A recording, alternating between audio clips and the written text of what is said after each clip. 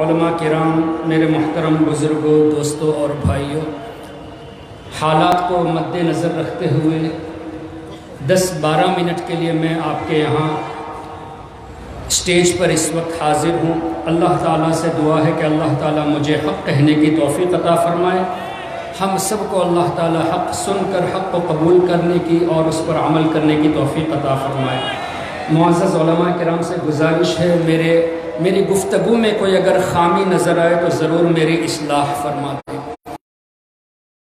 اللہ نے اپنے حبیب پاک صلی اللہ علیہ وسلم کے بارے میں فرمایا وَنَزَّلْنَا عَلَيْكَ الْكِتَابَ تِبْيَانًا لِكُلِّ شَيْءٍ، جس کا مفہوم یہ کہ اے میرے حبیب صلی اللہ علیہ وسلم، جو کتاب ہم نے آپ پر نازل کی اس میں ہر چیز کا تفصیلی بیان ہے۔ Everything is recorded in detail۔ اب رب نے فرما دیا کہ میں نے ہر چیز تفصیلاً بیان کر دی۔ کس میں؟ قرآن کریم میں۔ قرآن کریم کن پر نازل ہوا؟ ہمارے آقا صلی اللہ تعالی علیہ وسلم پر۔ دلیل والذین آمنوا وعملوا الصالحات والذین آمنوا بما نزل علی محمد وهو الحق من ربهم۔ اللہ نے فرمایا میں نے اپنے حبیب پاک پر قرآن کریم کو نازل کیا۔ پھر اس قرآن کریم میں کیا ہے؟ رب نے ارشاد فرمایا وَلَا رَطْبٍ وَلَا يَابِسٍ إِلَّا فِي كِتَابٍ مُبِينٍ۔ ہر خشک کا، ہر تر چیز کا بیان قرآن کریم میں موجود ہے۔ مزید ارشاد ہوا وَلَا أَصْغَرَ مِن ذَلِكَ وَلَا أَكْبَرُ إِلَّا فِي كِتَابٍ مُبِينٍ۔ کوئی بڑی چیز بھی چھوڑ نہیں رکھی، کوئی چھوٹی چیز بھی نہیں چھوٹی، ہر چیز کا بیان اللہ تعالیٰ نے قرآن کریم میں رکھ دیا۔ اب کیا پتہ چلا؟ جتنی بھی چیزیں آپ کو دنیا میں نہیں، کائنات میں جتنی بھی نظر آتی ہے یا نظر نہیں آتی، ان سب کا بیان اللہ نے قرآن کریم میں ارشاد فرما دیا۔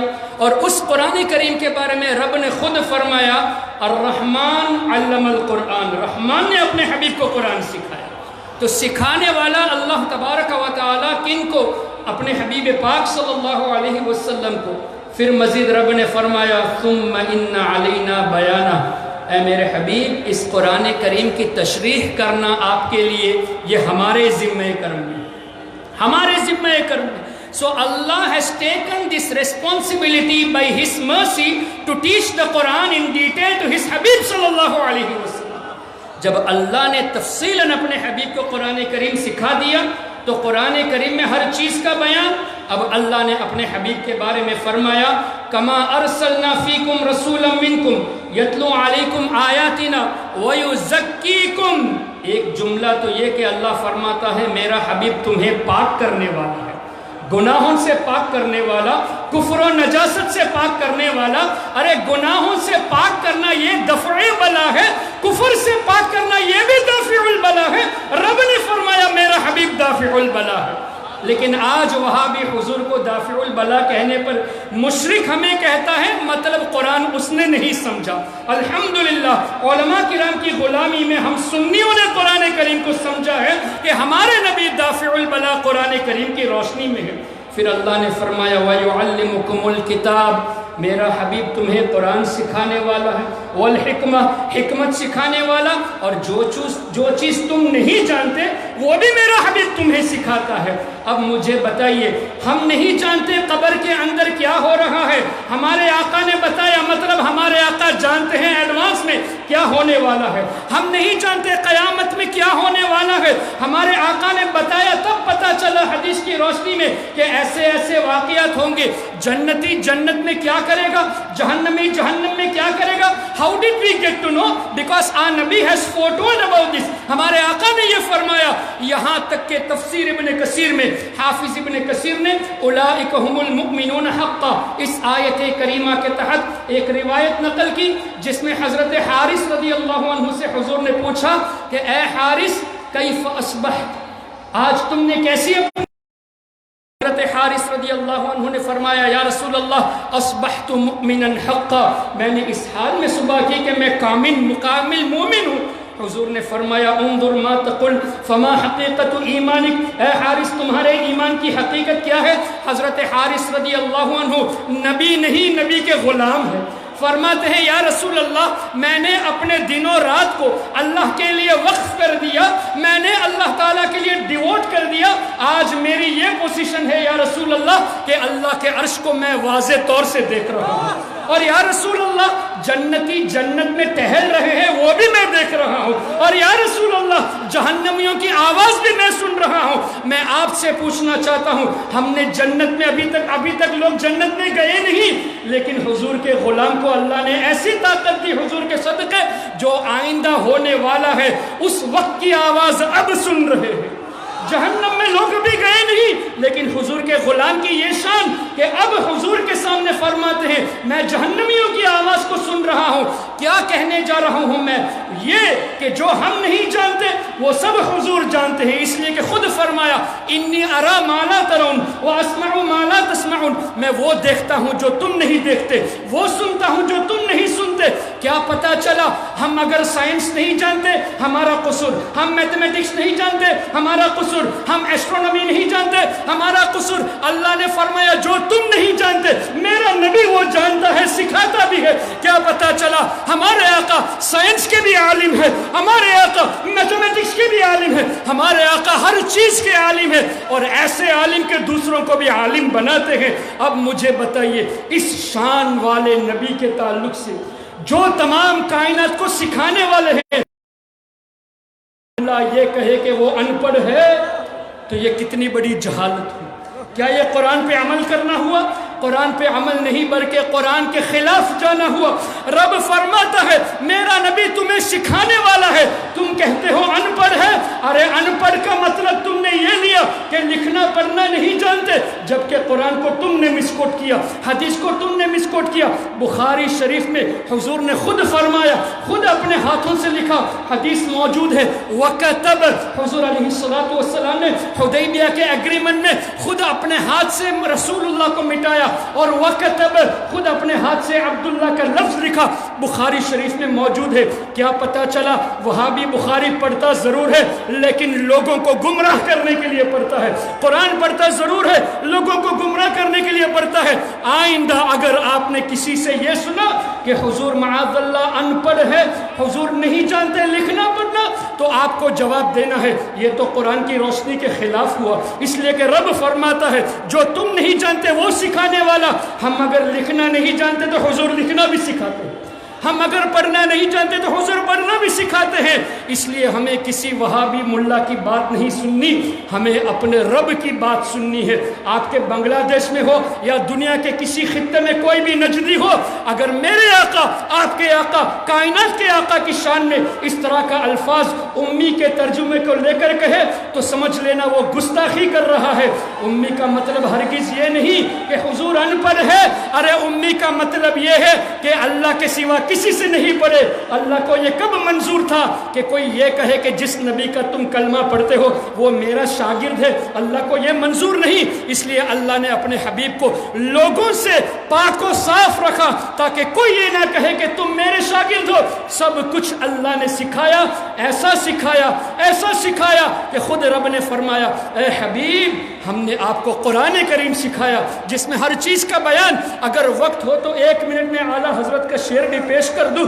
قرآن کریم کی روشنی میں اللہ تعالیٰ نے ارشاد فرمایا، اٹھا لیجئے سورۃ الکہف، وَلَوْ أَنَّمَا قل لو كان البحر مدادا لكلمات ربي لنفد البحر قبل ان تنفد كلمات ربي ولو جئنا بمثله مددا، جس کا مفہوم یہ کہ قرآن کریم کی تفسیر کرنے کے لیے پورے سمندر کو بھی انک بنا لو گے، پورا انک بنا لو اور تفسیر لکھتے جاؤ۔ ارے ایک قطرے پانی سے ایک پن بن جاتی ہے، ایک جگ پانی سے ہزاروں پن بن جاتے ہیں، ایک ندی پانی سے کروڑوں پن بن جاتے ہیں۔ پورا سمندر لے لیں گے تو کتنے صفحات بن جائیں گے۔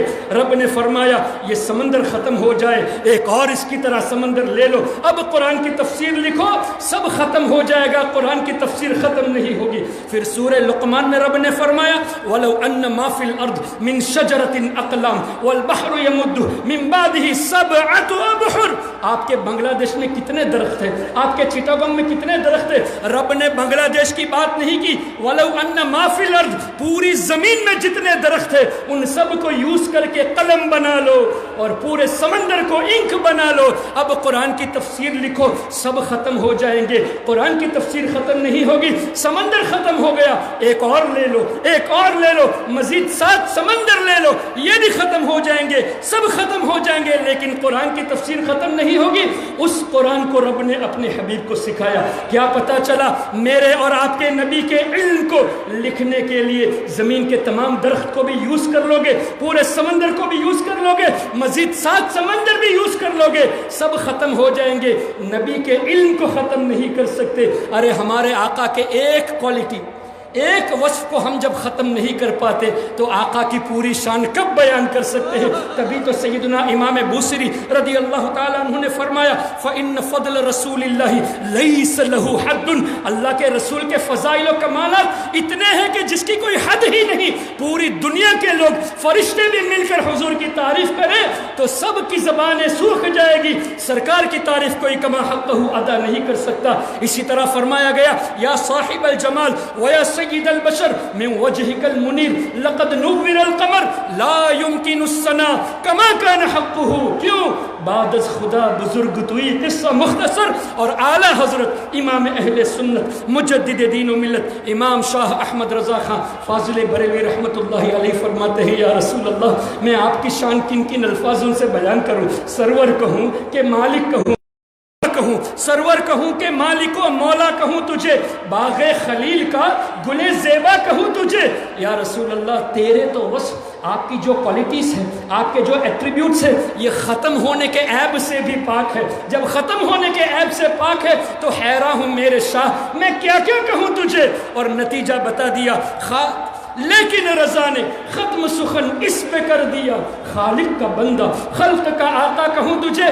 اور آسان لفظوں میں اعلیٰ حضرت کے بڑے صاحبزادے حجت الاسلام مولانا حامد رضا خان رحمۃ اللہ علیہ فرماتے ہیں یا رسول اللہ کن کن الفاظوں سے میں آپ کو یاد کروں؟ محمد مصطفیٰ نور خدا، نام خدا تم ہو، شہ خیر الورا، شان خدا صلی علی تم ہو، حبیب کبریا تم ہو، امام الانبیاء تم ہو، محمد مصطفیٰ تم ہو، محمد مجتبیٰ تم ہو، ہمارے ملجا و ماوا، ہمارا آسرا تم ہو، سہارا بے سہاروں کا، شہ ہر دو سرا تم ہو، غریب و درد مندوں کی دوا تم ہو، دعا تم ہو، فقیر و بے نواؤں کی صدا تم ہو، ندا تم ہو۔ اور یا رسول اللہ حسینوں میں تم ہی تم ہو، نبیوں میں تم ہی تم ہو، کہ محبوب خدا تم ہو، نبی الانبیاء تم ہو۔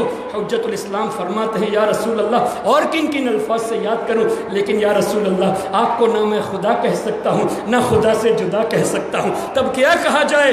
خدا کہتے نہیں بنتی، جدا کہتے نہیں بنتی۔ اب نتیجہ کیا ہے؟ یا رسول اللہ خدا پر اس کو چھوڑا ہے، وہی جانے کہ کیا تم ہو۔ اللہ کے سوا کوئی آپ کو جان ہی نہیں سکتا۔ جس رب نے اپنے حبیب کی یہ شان بڑھائی، اس حبیب کے خلاف اگر آپ کے بنگلہ دیش میں یا دنیا کے کسی خطے میں کوئی خبیث کی اولاد اگر حضور کی شان میں گستاخی کرے گا تو ہمارے سنی علماء برداشت نہیں کریں گے۔ اے سنی مسلمانوں، آپ کو بھی ہمت رکھنی ہے، کسی وہابی کو اپنے شہر میں اپنے گھر میں جگہ نہیں دینا، بلکہ ایمان کو مضبوط رکھو، ایسا مضبوط بناؤ جیسے میرے اعلیٰ حضرت نے فرمایا یا رسول اللہ تو نے اسلام دیا، تو نے جماعت میں لیا، تو کریم پھرتا ہے اب کوئی عطیہ تیرا، اور بس آخر میں ایمان کو ایسا مضبوط بناؤ کہ کوئی آپ کے ایمان کو لوٹ نہ سکے۔ اس لیے کہ استاد زمن مولانا حسن رضا خان نے بہت پیاری بات فرمائی کہ یا رسول اللہ مجھ سے کیا لے سکے عدو ایمان، دشمن اور مجھ سے ایمان لے سکے، مجھ سے کیا لے سکے عدو ایمان، اور وہ بھی دیا ہوا تیرا یا رسول اللہ، آپ کا دیا ہوا تحفہ ہے ایمان، دشمن مجھ سے لے سکے؟ ایسا ہو نہیں سکتا۔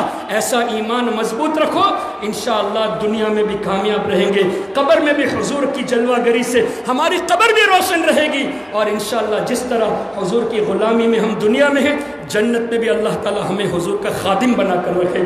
سبحانک اللہم و بحمدک اشہد ان لا الہ الا انت استغفرک و اتوب الیک۔ السلام علیکم ورحمۃ اللہ وبرکاتہ۔